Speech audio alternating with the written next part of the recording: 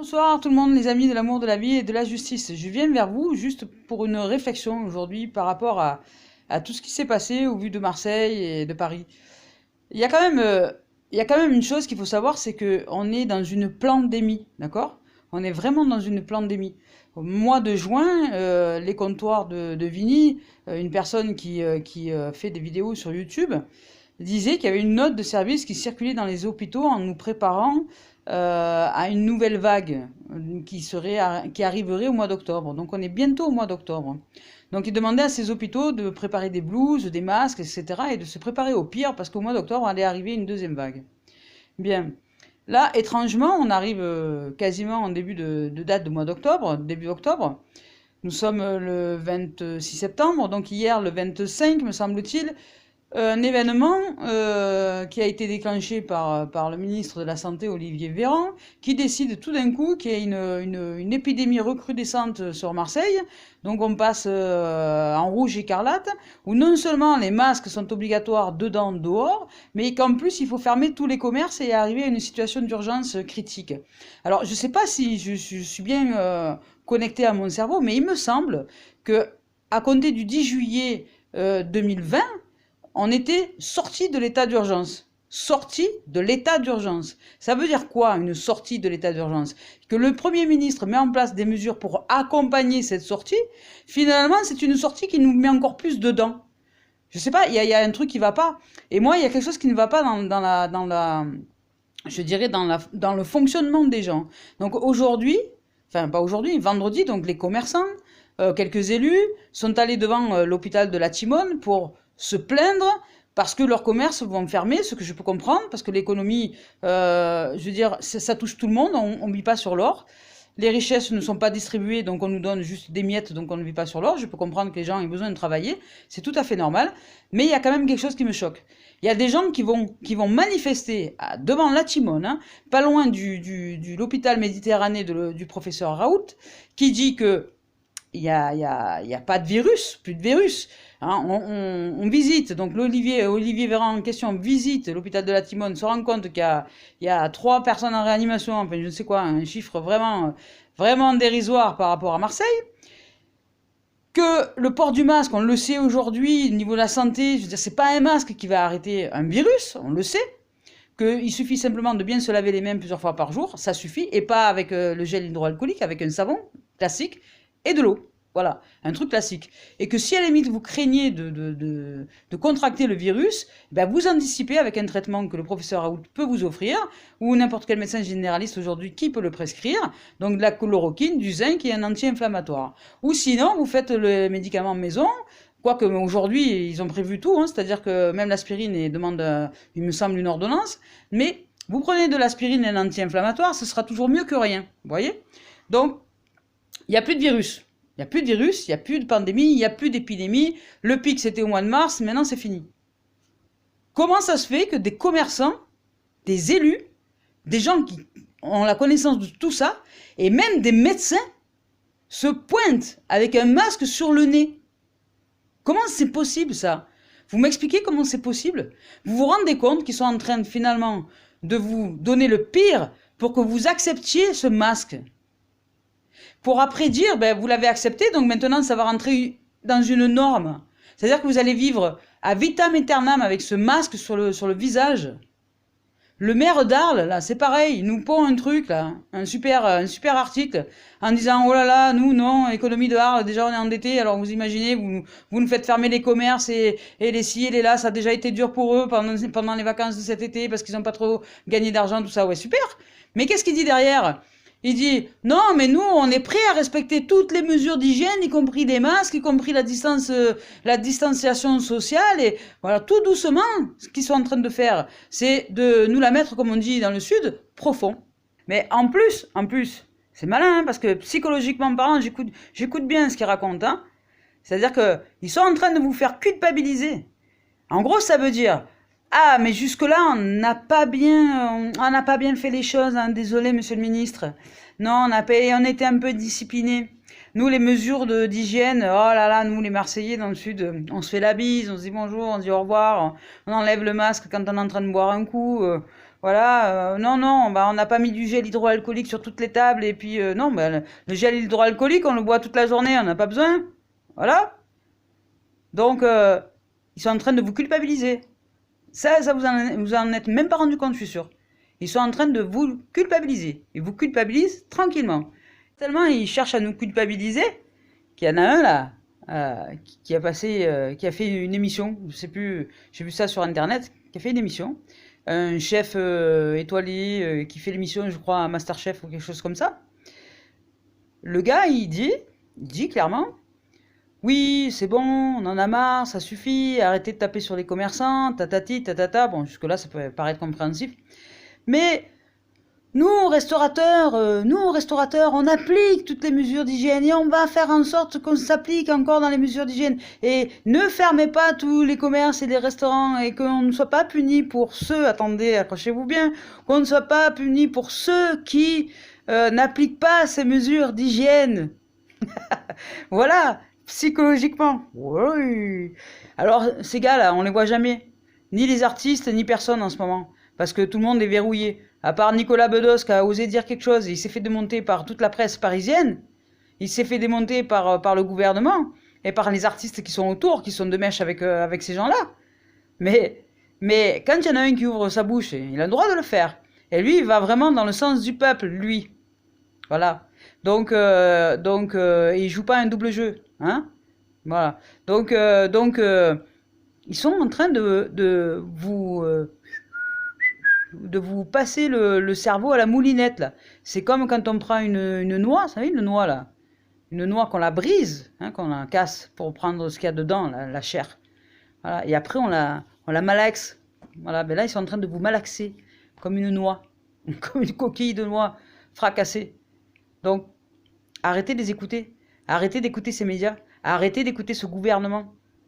Il y a plein de gens aujourd'hui qui vous disent. Il y a un colonel, sapeur-pompier, qui a osé parler, de dire finalement qu'il y avait plus de morts, de cancer, de fumette et d'alcool que de Covid. Qu'aujourd'hui, tout était Covid. Parce que les pompiers, tous les jours, ils sont sur le terrain. Qui c'est qui voit, qui c'est qui meurt? Et de quoi ils meurent? Parce que même ceux qui sont... je sais pas si vous avez fait attention, mais les suicides, il y en a plus. Allez, des gens qui meurent de la grippe, hein, je veux dire, ou des gens qui ont des soucis au niveau de la grippe, habituellement, il y a une population folle qui meurt à chaque saison de la grippe. Et c'est souvent d'ailleurs ceux qui ont été vaccinés contre la grippe qui meurent le plus facilement de la grippe. Et bien voilà. Donc, ben, ces gens, il n'y en a plus. Il y a peut-être 70 personnes qui ont eu un souci avec la grippe. C'est fou ça, non? Par contre, ils vont bien penser à vous vacciner. Et ils vont augmenter les cas, les Covid comme ça. Tout est Covid maintenant. Par contre, tout passe pour Covid. Mais au niveau des chiffres, des vrais chiffres, au niveau du gouvernement, il y a quand même un site gouvernemental, il suffit d'aller sur ce site. Et vous verrez que les chiffres ne sont pas alarmants, mais pas du tout. Donc c'est pas une question de santé. Ça n'a rien à voir avec ça. Ces politiciens là, c'est encore si je peux appeler ça des politiques, ces usurpateurs aujourd'hui, je dirais. Parce que depuis un certain nombre d'années, depuis qu'il n'y a plus la séparation des pouvoirs, ils n'ont pas le droit. Tout ce qui a été fait dès lors est totalement illégal. Ils n'ont pas le droit d'exercer en fait. Donc, ces usurpateurs qui sont à des pouvoirs, des postes clés et au pouvoir de la présidence, ces gens-là sont en train de nous tuer volontairement. Mais comme ils n'aiment pas dire qu'ils sont en train de le faire volontairement, ben ils le font de manière détournée. Donc ils vous font porter des masques à longueur de journée parce qu'ils savent très bien, ils connaissent très bien les effets des masques. Ils connaissent très bien, ne les prenez pas pour des nouilles. Parce que ce ne sont pas, c'est loin, ils sont loin d'être idiots. Ils passent pour des idiots. Mais ils suivent un plan. C'est une pandémie. Une pandémie. Et l'OMS, c'est un organisme privé. C'est la fondation Bill et Melinda Gates qui l'ont. C'est à eux. Tous ceux qui travaillent en Suisse, là, Gavi, et compagnie, là. Qui c'est qui graisse la patte à tous ces organismes-là, qui donnent les statistiques santé, qui donnent tout ça? Ben, c'est Bill Gates. Mais Bill Gates, c'est pas le grand dieu. Non, c'est pas le grand dieu. Les grands dieux du monde, c'est les Rothschild. Tout simplement. Et M. Macron, c'est qui? C'est qui? M. Macron? Ah, il a travaillé pour les Rothschild. Comment? Il était banquier? Ah ouais. Ah ouais. Comment? Il a fait président parce qu'il a réussi à faire un coup fumant pour les Rothschild? Et vous croyez encore qu'ils veulent votre bien? Non. Alors les commerçants, je peux comprendre, franchement, je peux comprendre que vous soyez en difficulté. Mais aujourd'hui, c'est pas vos poches qu'il faut regarder. Aujourd'hui, il faut enlever ces masques. Il faut dire stop. Si vraiment vous voulez être libre une fois pour toutes, il faut que une fois pour toutes, tout le monde dise stop à cette mascarade. Qu'on arrête de suivre. Qu'on arrête d'obéir. Peu importe le prétexte, soit parce qu'on n'a pas assez d'argent, soit parce qu'on a ci, on a trop là. Parce que l'argent, de toute façon, ils vous tiennent grâce à ça. Hein. Ils vous tiennent par les, comme on dit, hein, je vais pas le dire, mais ils vous tiennent. Voilà. Et donc, quelque part, eh ben, ça vous rend complice. Vous êtes, et nous sommes tous corrompus à partir du moment où on accepte des mesures parce que on ne peut pas recevoir d'argent, parce que ces mesures sont de plus en plus restrictives. Et comme elles sont de plus en plus restrictives parce qu'eux, ils veulent arriver à quelque chose, c'est-à-dire vous faire porter le masque à longueur de temps pour vous bousiller la santé, parce qu'ils savent très bien que quand le vaccin va arriver, il va y en avoir un mort. Il va y en avoir des morts là, des paquets. Et ils vont mettre ça sur quoi? Ils vont mettre ça sur le compte de la Xème vague de Covid qui aurait dû arriver depuis X temps qu'ils la préparent. Parce que mine de rien, on les fait reculer quand même un peu. Mais pas assez.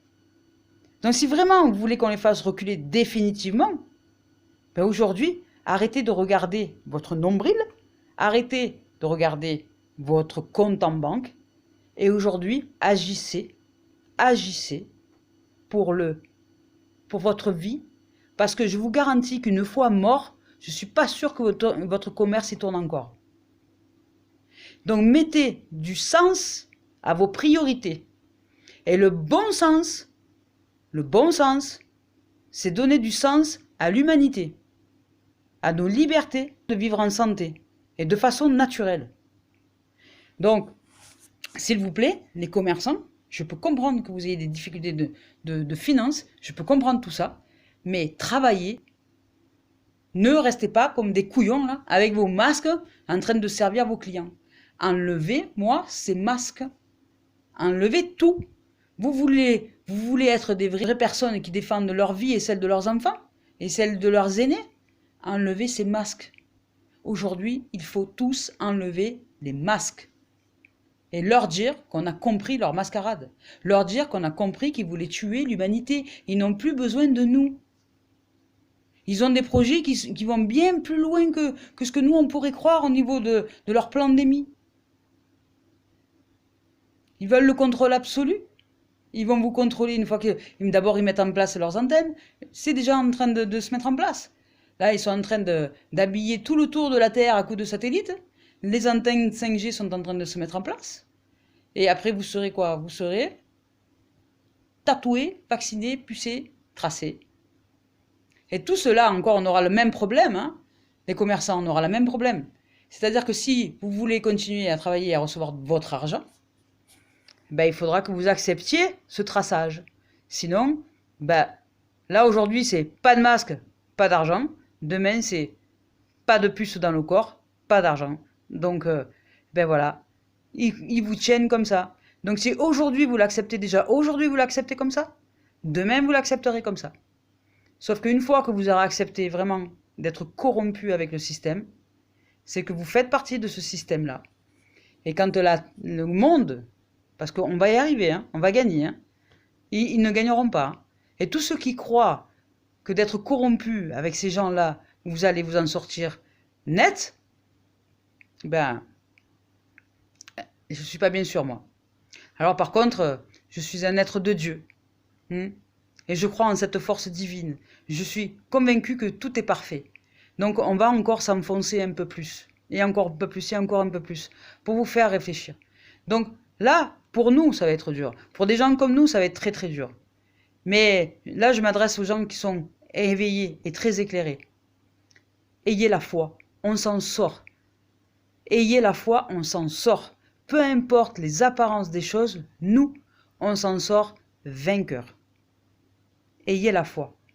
Par contre, tous les gens là, qui font partie de ce système, ceux qui corrompent les autres, vous, c'est terminé pour vous. Hop. Game over.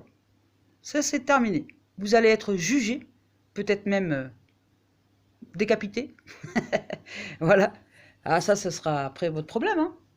Je veux dire, vous tuez les gens à petit feu et vous aurez peut-être encore la chance de mourir vite. Ou d'être jugé, d'être enfermé pendant mais alors très longtemps.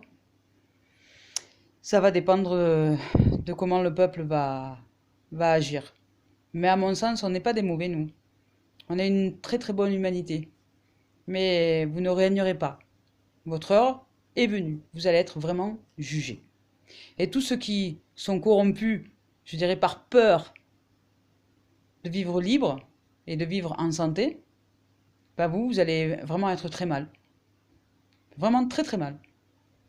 L'état d'esprit dans lequel nous sommes nous aujourd'hui par rapport à vos attitudes va se retourner contre vous. Et vous allez très mal vivre la suite des événements. Ça va être dur pour vous. Voilà. Donc, et puis peut-être que vous allez être jugé vous aussi, selon les postes que vous avez. Si vous êtes enseignant, prof, si vous êtes... voilà, parce que la responsabilité, elle est en chacun de nous. Donc, ne croyez pas que vous allez passer au travers des mailles du filet. Parce que si vous acceptez ce que vous dit par exemple l'éducation nationale et les protocoles de santé mis en place aujourd'hui dans les écoles, en disant ben moi j'ai pas eu le choix, je suis professeur, je peux pas faire autrement que d'accepter, eh ben non c'est faux. Non c'est faux. Vous avez le choix. Il y a des gens qui sont partis de leur boulot. Il y a ce qu'on appelle des objecteurs de conscience ou des objectrices de conscience, ce sont des femmes. Elles ont quitté leur poste, ils ont quitté leur poste parce qu'ils ne sont pas d'accord avec ce système-là. Voilà. Ils ont retrouvé un autre boulot derrière, ils ont fait autre chose. Votre vie, c'est pas le travail. Mais par contre, votre vie, si vous ne faites rien pour elle, elle fera rien pour vous. Voilà. Donc des commerçants, une fois morts, je suis pas sûr que votre commerce tourne encore. Donc il y a un pompier, un colonel qui a témoigné en disant que voilà, que la mort c'est pas grave. Il faut déjà vivre, hein, voilà. Et qu'il y a des gens qui sont déjà morts, vivants, aujourd'hui. Beaucoup sont morts vivants. Mais ça serait bien que vous vous réveilliez. Ça serait temps que vous vous réveilliez. Il est temps maintenant de se réveiller. C'est l'heure. Vous l'avez entendu le réveil? Sonne réveil. Voilà. Parce que les choses vont s'assombrir grâce à ceux qui ne sont pas réveillés. Mais pour les réveiller. Donc, dans le plan divin, je dirais, et non pas dans la pandémie, mais dans le plan divin, c'est super. Parce que grâce à ça, on va s'en sortir. On va s'en sortir. Mais ça va nous coûter. Ça va nous coûter peut-être beaucoup de vie grâce à vous. Et là, je vous culpabilise pas, hein, pas du tout. Je vous dis merci, merci, parce que on va réussir à le vivre ce nouveau monde. Et il est déjà là. Il est déjà en train d'être mis en place. Voilà. Et c'est le monde du divin. C'est pas le monde du malin. Donc, ceux qui font partie de ce système et qui sont le système, vous serez exécutés. Vous ne serez plus là. Ceux qui sont entre deux, vous aurez peut-être encore une chance, jusqu'au dernier moment, de vous repentir avant d'être embarqué par les gendarmes, par manque de responsabilité de votre part. Donc, vous avez encore le temps. Vous pouvez vous repentir, réfléchir et aller dans le bon sens. Même si aujourd'hui, ça ne comble peut-être pas vos poches de finances, mais les finances, c'est pas la vie, les gens. La vie, c'est la nature, c'est la vie. Aujourd'hui, il faut l'honorer, cette vie. On l'a trop abîmée, trop bafouée. Il faut lui rendre grâce, l'honorer. Alors avec tout l'amour que je porte à l'humanité, avec tout l'amour que je porte à la création du monde, et je rends grâce à Dieu et à sa gloire, réveillez-vous. Alors je parle de Dieu, oui, je parle de Dieu. N'en déplaise à qui que ce soit, je m'en fous.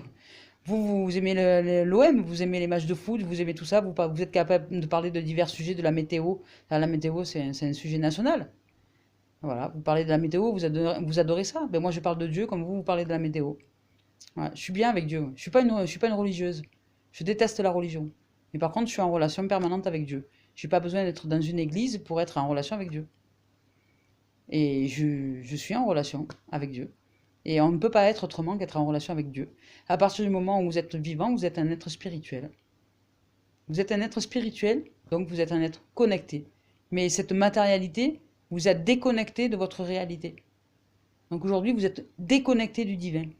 Et c'est pour ça que vous n'avez pas de bon sens. Vous ne savez pas mettre du sens à votre existence parce que vous n'êtes pas du tout connecté là où il faut. Voilà. C'est pas à la Wi-Fi qu'il faut être connecté, c'est là où il faut. Voilà, allez, bonne soirée, hein. Et puis, grâce à Dieu, on va y arriver. Et je nous aime, et je vous aime. Et franchement, merci pour cette belle humanité. Merci pour ceux qui, aujourd'hui, sont vivants, enlèvent ces masques et osent embrasser leur famille, vivre, rire, chanter, danser. Parce que c'est ça la vie. C'est ça la vie. Voilà. Au revoir tout le monde.